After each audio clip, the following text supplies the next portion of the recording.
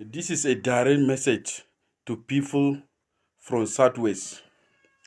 They have been calling us Northerners all sort of falling names, that we are parasites, that we are useless, that they are going to teach us a lesson 2027, that even if Tinubu excelled to become the next president of Nigeria, that they are going to bring somebody from South, not the North. Maybe they have baby mentality. They don't know the North. They don't know our history. One state in northern Nigeria is equivalent to the whole of Southwest. My lecturer once told me something. My Calabar lecturer once told me something. He said, never ever in your life trust a Yoruba land. He said, if a Yoruba man shake your hand, he mean maybe or no. While in your heart, he mean yes. While in his heart, he mean no. He said, if a Yoruba man nod his head, he mean no. They are hypocrite in nature. He said, never ever trust a Yoruba man. Our northern brothers, they make a great mistake. Me personally, I did not vote for Tinubu because I already know the nature of Yoruba. They are hypocrites. They behave like chameleons. And once they hijack power, their true color will prevail. And we have seen what Tinubu is doing, what Tinubu is trying to do regarding the tax reforms. The governor of Bauchi, Bala Mohammed, has warned President Bola Tinubu that his reform policy is anti-northern Nigeria, that we are going to teach him a lesson. This is not oligarchy. You understand? If he insisted that he is arrogant, that he insisted that the tax reform must come to stay, we are going to teach him a lesson 2027. He's going to lose election. His state where he come from, Osun State and Lagos State, did not vote for him 2023 election. He did not win election in Osun, and Lagos State did not voted for him. Me personally, I did not vote for him. And this fight did not voted for him. He only got 8.4 million. This fight, four people came from the north. He did not even get a massive vote. You understand? Let me assure you, people from Southwest, that we are going to teach you a lesson. This is your hypocrite nature. We are going to teach you a lesson. You are going to lose election. And once a Yoruba man lost election, a Yoruba man will never ever rule this country, even thinking of becoming a vice. Let me tell you, we are going to teach this Yoruba, this direct message to Yoruba land. Once Tinubu lost election, no any Yoruba man will ever click to power again. This is a message to you because we have already identified your hypocrite nature. My father told me, he said, never, my Calabar lecturer told me, never ever trust a Yoruba man because they have hypocrite nature. They have what they say and what they mean are two different things. Never ever trust them. They are hypocrite people in nature. This is a direct message to you. I'm just warning you, Yoruba people, that calling us all sort of names, insulting us on Twitter, TikTok, and Facebook will not make you to become a president 2027. Tinubu is OTP, one-time president, period, inshallah.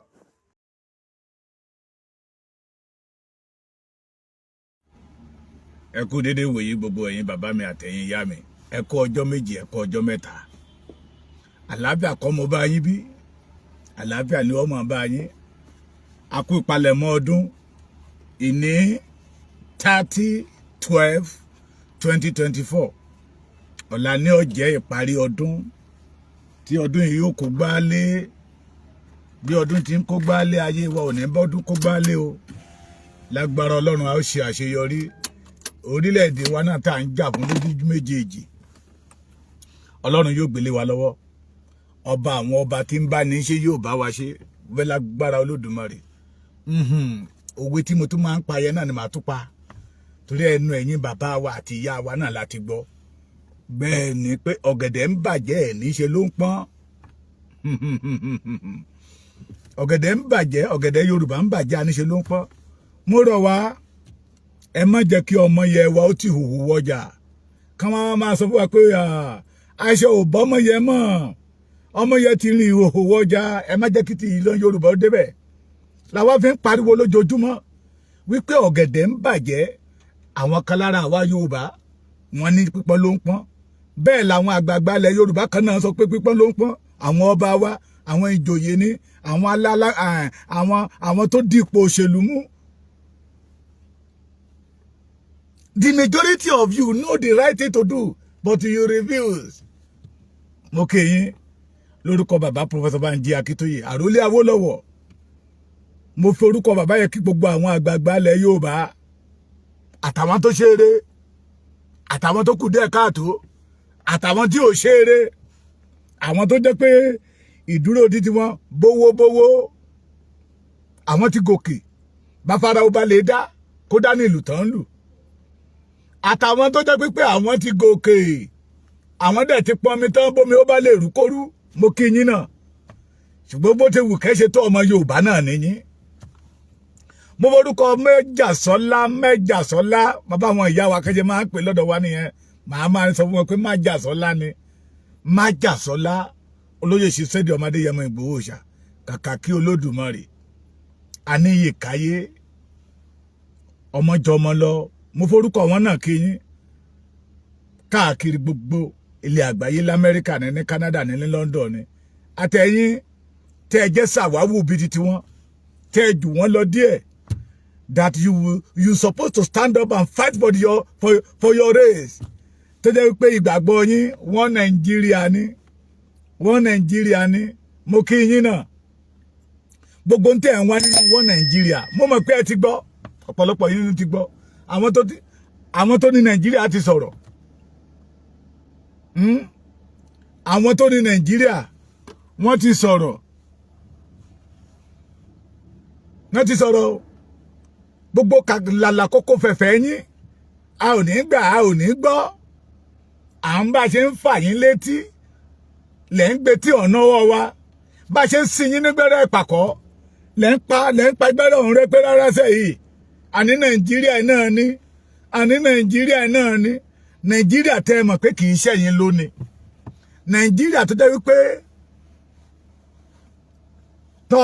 third class citizen níyín nínú ẹ̀ ẹ wá gbọ́ ọ̀rọ̀ mo mọ̀ pé ẹ ti gbọ́ tí àwọn Fúlàní ń sọ fún ẹ̀yin ọmọ wọ Nàìjíríà ìyá mi Táíwò Kíkẹ́ lọ́mọ Fásọmí yóò dára fún yín bàbá mi pásítọ̀ Emmanuel tó gbé ẹ̀kọ́ ọjọ́ mẹ́ta bàbá mi àná tí yín ò ní gbẹ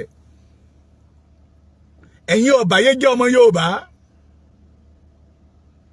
ẹ̀yin tẹ́ dúró ní dúró pé ìran Yorùbá ò ní nísinmi that you still believe in one Nigeria and the majority of you know that one Nigeria cannot oh my God one Nigeria kò lè mú tó dára wá one Nigeria cannot give the Yoruba peace of mind the majority of you know but nítorí pé ìmọ̀ wọn tara ẹni nìkan nítorí pé ẹ fẹ́ ara yín ju ìran yín ntẹ́ ń jẹ lọ́wọ́lọ́wọ́ lẹ fẹ́ràn ẹ rántí ọjọ́ ọ̀la pé ọjọ́ kan ń bọ̀ ọjọ́ kan ń bọ̀ lólúwa wí tíyàwó lọ́ta tí ó jẹran ọjọ́ ń bọ̀ lólúwa wí mò ń bọ̀ ọjọ́ ń bọ̀ lólúwa wí o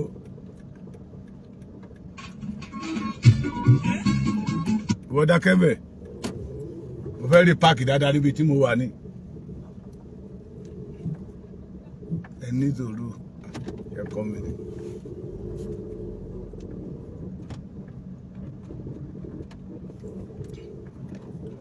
ọjọ́ ń bọ̀ ní Olúwa ọba mi wí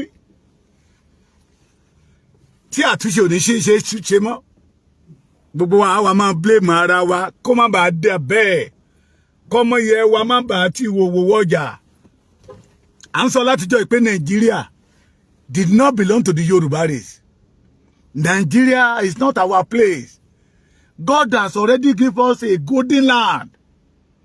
Ohun gbogbo tó jẹ́ àmúyẹ ohun gbogbo tó jẹ́ àmúyẹ Joy F you are welcome AF you are welcome ohun gbogbo tó jẹ́ àmúyẹ tó yẹ kí orílẹ̀-èdè máa ní lọ́ba mi Òdùmarè ti yọ̀ǹda fún ìran Yorùbá ẹ̀yin tẹ́ ẹ dẹ̀ jẹ́ àgbààgbà lẹ̀ Yorùbá tí Ọlọ́run ọba mi jogún ìmọ̀ àti òye fún that you refuse to use that ọgbọ́n ìmọ̀ àti òye fún ìdàgbàsókè ìran Yorùbá that you refuse to use that ọgbọ́n ìmọ̀ àti òye fún ìmúlágbára ọmọ Yorùbá but you use that ọgbọ́n ìmọ̀ àti òye to destroy the Yorùbás.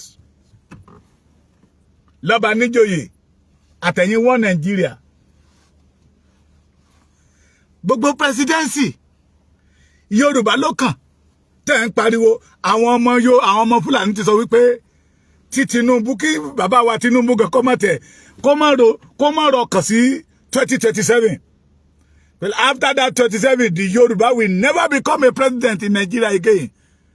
Àwọn tó ní nǹkan ló ń sọ̀rọ̀ lọ́wọ́. Àwọn tó ní nǹkan, the owner of Nigeria, àwọn ló ń sọ̀rọ̀ lọ́wọ́.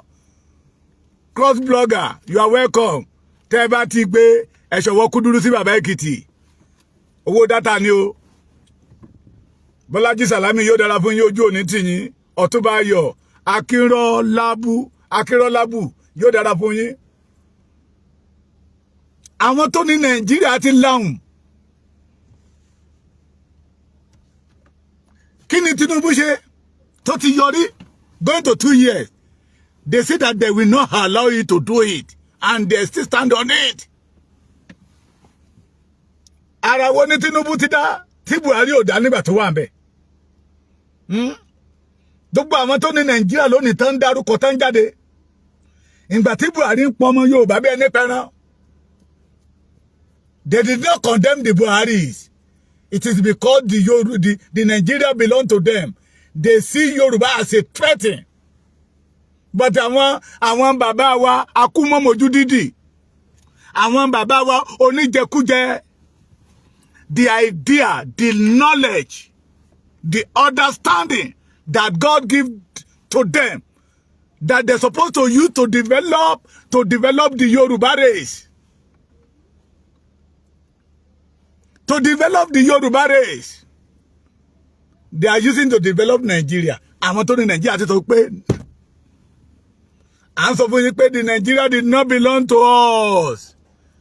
Nigeria did not belong. We are not a Nigeria. We are not a Nigeria. Ẹni no. Ẹni àìmọ̀kànmọ̀kàn ló ń dà wá láàmú. Àbí bẹ́ẹ̀ kọ́? Ẹni no. Ẹni nítorí pé orí wa ò pé ni. You say no. It is because we are locals. Àwọn tó ní Nàìjíríà ti wá sọ̀rọ̀ síta ń sìn. Pé ẹ gbọ́ o, ẹ gbọ́. Gbogbo ohun tí Tinubu ń ṣe kò bá wọn lára mú. Nigeria belong to them. They fought Tinubu to do their own will. But Tinubu refused to do their own will. And they will punish Tinubu for that. Àwọn ló sọ bẹ́ẹ̀ kì í ṣe mi o. They will punish Tinubu for that. And after that, Yoruba man will never become a president again. Wọ́n ní Tinubu o, Yoruba man. Mo máa ń kọrin yẹn dáadáa pé ìkáwọ́ ò lásọ̀ tẹ́nítẹ́ní. Tí n bá lórí ọ̀fẹ́ fídíò méjì ni màá gbé wá fún yín. Ìkan sọ̀rọ̀ wípé if you know that Yoruba is our problem, if you know that Igbo is our problem, allow them to go and have their own Biafra Republic and have their own Oduduwa Republic. But àwọn bàbá wa we know. Yóò bá dẹ̀ máa ń pòwò yẹ pé tó ní lébà tí ń fi àparí iṣu wọn àlejò ilé tó lọ ní bàbá Tinubu Jagaba. What do you want the Yoruba to say about you? Nígbà tẹ́ ìwà láyé àti ìgbà tẹ́ bá lọ tán. Ẹ̀yin àgbààgbà lẹ̀ Yorùbá tẹ́ ti pé ọmọ ọgọ́rùn-ún down that you are still believing in Nigeria. And ẹ̀ẹ́dẹ̀ lórí ọ̀fẹ́ láti rí gbogbo ohun tó ṣẹlẹ̀ káàkiri gbogbo ilẹ̀ Yorùbá pé ohun tó ṣẹlẹ̀ yìí kò nọ́mà. Kì í ṣe orú Yorùbá ló yẹ kó wà nínú situation tá a wà yìí. Kì í ṣe orú Yorùbá ló yẹ kó jẹ́ pé kó jí láàárọ̀ àti lọ sóko kó di wàhálà. Ní ìjẹta The Fulanis, they kidnap people at Omo. Ìgbà tá máa débẹ̀, wọ́n ti lọ, wọ́n tún ṣe tó the extent, wọ́n bú aṣọ wọn lẹ̀. Àwọn tó wà ńbẹ̀, wọ́n ná aṣọ àwọn nìyẹn, wọ́n wá ra kọ́lọ́jà lọ́dẹ̀ rí àwọn èèyàn náà kí wọ́n mọ́lẹ̀. Ẹni bá dẹ̀ mọ bíbẹ̀ dáadáa tó bá ti kú ní Omo, ó jáde sí Kogi nìyẹn. They are the owner of the land, the country. What can save the Yorubas? Òun náà ni wípé ká ní orílẹ̀-èdè wa. Tí a bá wà ní orílẹ̀-èdè títí wa, Fúlàní ò lè máa ṣe mọ́nyàmọ́nyà lọ́dọ̀ wa mí báyìí. Tá a bá ní orílẹ̀-èdè títí wa, ọkàn wa máa balẹ̀. Ṣé bẹ́ẹ̀ fẹ́ kówó jẹ ní? Tá a bá tiẹ̀ lórílẹ̀-èdè wa, ẹ̀ wọ́n máa kó jẹ.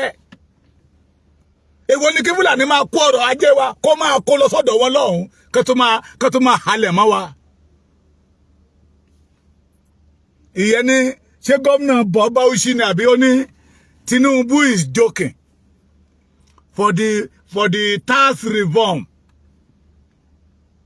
He want to use to destroy the North. We will not allow that to happen. Shame on you, all the Yoruba leaders. Shame on you. When the Buhari tó ń pa ọmọ Yorùbá lọ́tún tó ń pa ọmọ Yorùbá lósì, we did not see any governor tó lè sọ̀rọ̀ nínú yín.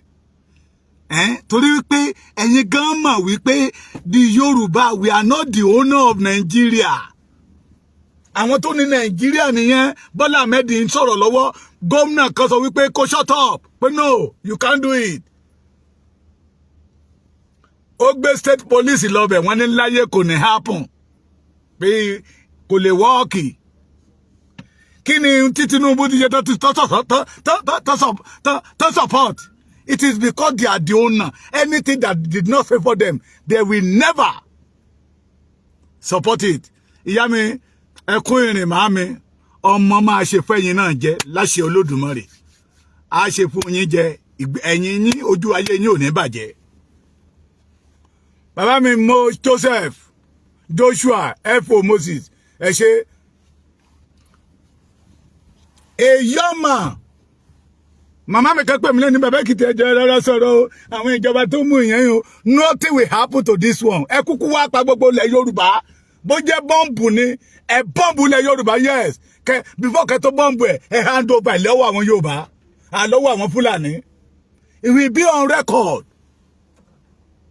It will be on record. All the leaders in Fulani land, they are fighting for their own children, so they can be able to take over our land.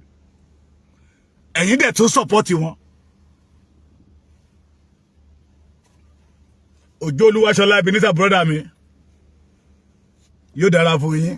Èrè lóbìnrin jẹ lọ́jà lábọ̀ ọjà ó kéré oko délé. Gbogbo yín lẹ ti rí fídíò ọ̀hún. Ẹ̀yin àgbààgbà Yorùbá akúmọ̀mọ́jú dídì. Ẹ̀yin àgbààgbà Yorùbá tẹ́ ní làákàyè tí làákàyè yín dorí kodò mọ́ yín lọ́wọ́. Tẹ́ sọ̀rọ̀ yín di ẹrú Fúlàní. Tẹ́ sọ̀rọ̀ yín di bọ̀ẹ́bọ̀ẹ́ Fúlàní. Tí Fúlàní wá bẹ̀rẹ̀ sí ń ru ọpọlọ yín bó ṣe wù wọ́n. Wọ́n sọ ní sọ wípé the decision of Nigeria, táwọn ò bá ti fọwọ́ sí kò lè wá sí ìmúṣẹ, kò lè happen. Ẹ̀dẹ̀ ń gbọ́. Ṣùgbọ́n torí brand envelope, majority of the tí Fúlàní bá ti kúrò mẹ́, Yorùbá ló ń bọ̀ mẹ́. Wọ́n ti wá sọ ń sì pé kò kàn yín mọ́. Pé ń tán ṣe fún àwọn Igbo. Pé bí ká máa pín president yẹn ní 20,000. Igbo ò lè di president in Nigeria mọ́. Wọ́n ló ti kàn yín náà sí. So they want to turn themselves to a live president. Ojú yẹn wá já. Ẹ̀yin àgbà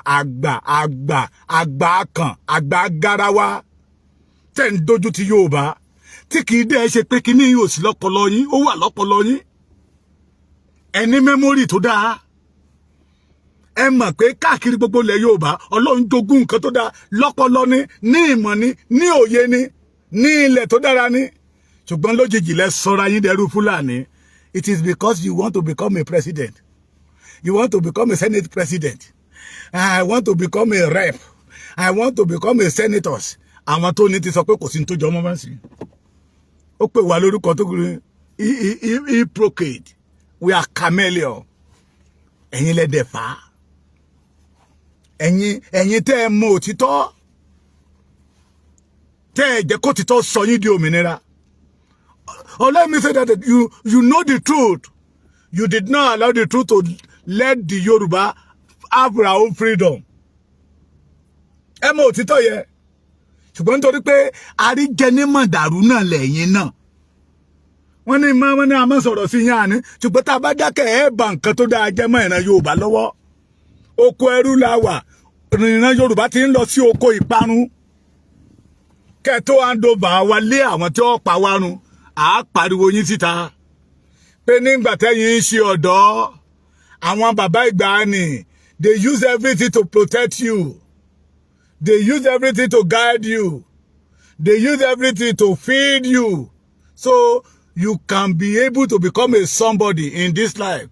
Now, ẹ wá di somebody tán. Àwa tá wá dìde lẹ́yìn yín. Oh, kòbókò alátalẹ̀ yọ. Ẹ wá ń lé wa sẹ́nu ikú. Ikú gbé wa hánu. Ẹ̀ṣẹ̀ bí pé ẹ rí. And majority of you know that these Fulani people, they are killers. And we have opportunity. God give you opportunity to deliver the Yorubas. Nítorí ìjẹkújẹ yẹn nínú. Ẹ gbọ́rọ̀ lẹ́nu. Oh, ẹni tó jáde síta tó ń sọ̀rọ̀ yìí. He have the backup of their leaders. Èèrà kan ò lè rìn. He have the backup of their leaders. Mo máa ń sọ dáadáa. Gbogbo pípa tí Fúlàní ń pa nínú ilẹ̀ Yorùbá nígbà yé Buhari. Leader àwọn gbogbo mélòó ló jáde síta kó condemn it. They will never condemn it because iṣẹ́ táwọn ará ọmọ yẹn náà ń jẹ́ ìròmí wọn tó ń jó lórí omi onílù ẹ̀ ń bẹ nísàlẹ̀. Tọ́mọ Yorùbá kan bá wá jáde àwọn gómìnà yẹn ló máa sọ pé ẹ lọ mú ẹ̀rí Ṣèyí Mákindé ni. Ṣálóhun ò mọ̀ kó fẹ́ lọ bá ilé Sunday Igboho jẹ́ ni. He want to be relevant in the caucus of the Fulanis. He want to be relevant. Tó bá tẹ̀ já tí presidency bá lọ sọ́dọ̀ àwọn Fúlàní lókè lọ́hùn ní tá bá wò sàlẹ̀ bíbẹ̀ pé ẹni tó yẹ kó fi jẹ fáìs bí à ń lè wo òun ẹ̀ ń torí ipò ẹ̀ ń gbé àwọn ọmọ Yorùbá sínú ìdè ẹ̀ ń torí ipò ẹ̀ ń gbé àwọn ọmọ Yorùbá sí ẹnu ikú ẹ̀ ń torí ipò ẹ̀ ń yan àwọn ọmọ Yorùbá bí ìgbà tẹ́nìyàn bá yan ẹran lọ́jà ẹ wá ní kọ́ Ọlọ́run má bí yín Ọlọ́run má bí yín Ọlọ́run má bí yín mo ti sọ fún yín tipẹ́tipẹ́ ipò àdánwò ni ipò àdánwò ni ó depend bẹ́ẹ̀nìyàn bá ṣe lo ipò tó wà ló máa jẹ́ bóyá ipò yẹn máa jẹ́ àṣeyọrí fún ni àbí ipò yẹn á jẹ́ ìyọnu fún lọ́jọ́ iwájú èyí tẹ́ ń ṣe ìyọnu ló jẹ́ fún yín because we cannot proud that we have you as a leaders any one of you that you know the truth and you refuse to say it ẹ gbọ́rọ̀ tọmọ yín sọ lẹ́nu sẹ́ẹ̀. This is a direct message to people from Southwest. ṣé ń gbọ́.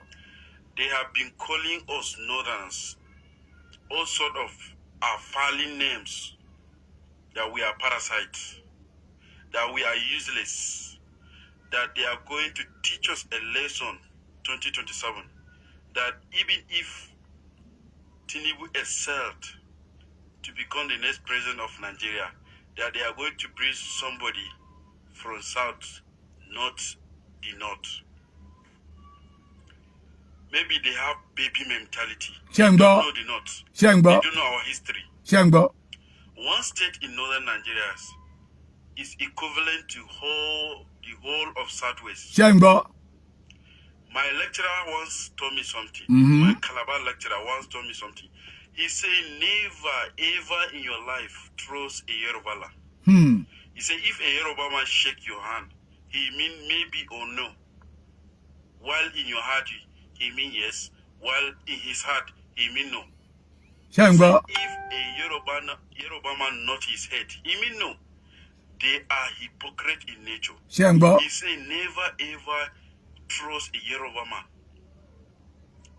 Our northern brothers, they make a great mistake.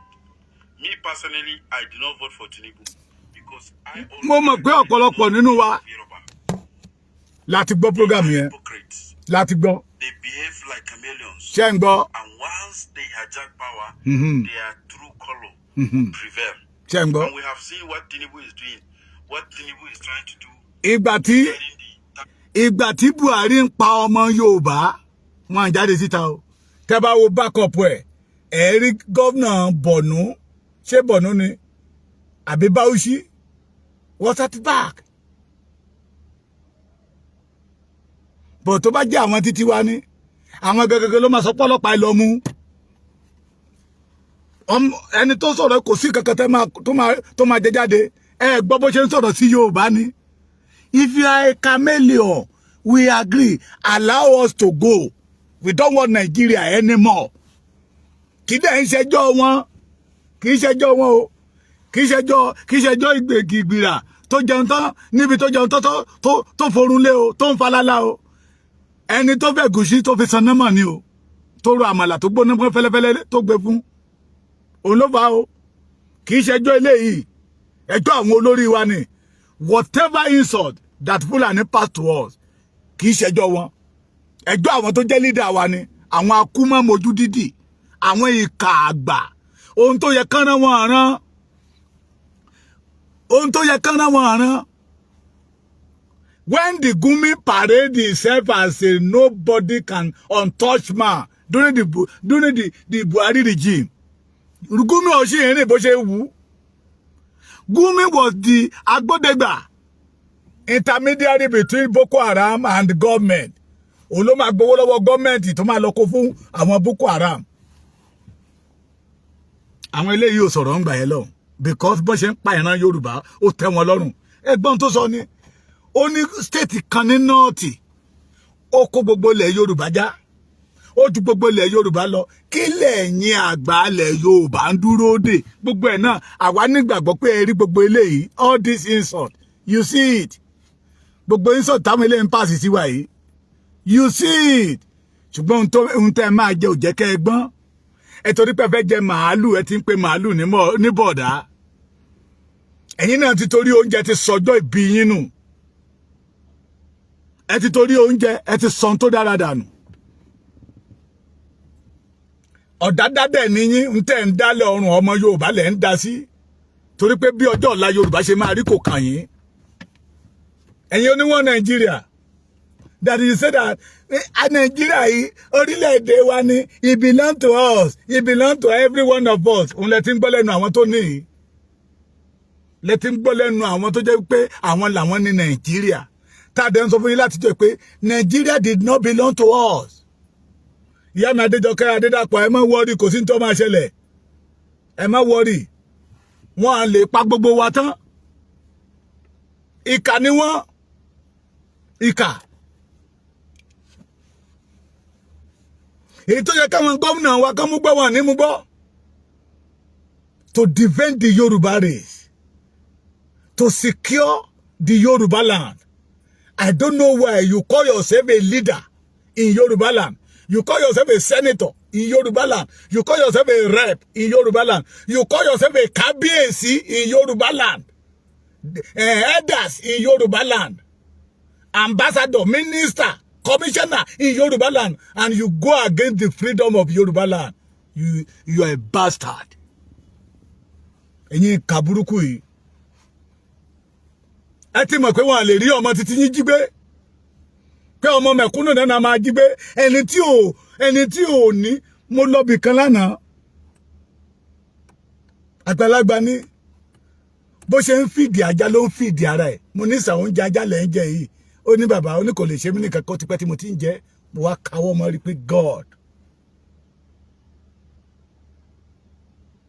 oúnjẹ ajá Yorùbá ti ń jẹ oúnjẹ ẹranko à ń jẹ oúnjẹ ajá inú yín dẹ̀ ń dùn ẹ wá ń kọ́ àwọn ọmọ títí yín sókè òkun ẹ ń lùlù bó bá lè wó kó wó bí Fúlàní bá lè pamọ́ tán kó pamọ́ tán káyìn ṣáà ti máa make money gbogbo bíìlì tí bàbá wa Jàgàbá ti gbé lọ sí àòsì mélòó làwọn Fúlàní ti not approve they will never approve it because they know that this thing will not favor them ẹ̀yin ni kò kàn yín ohun tí ò bá ní favour ọmọ Yorùbá tán bá gbé síwájú yín tó bá ṣàti máa yọ owó sí àpò títí yín ọwọ́ kan báyìí lẹ máa gbé bẹ́rẹ̀ òsìlẹ̀ ẹ buwọ́lù I support the motion.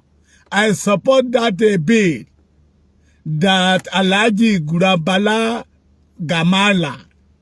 I support it.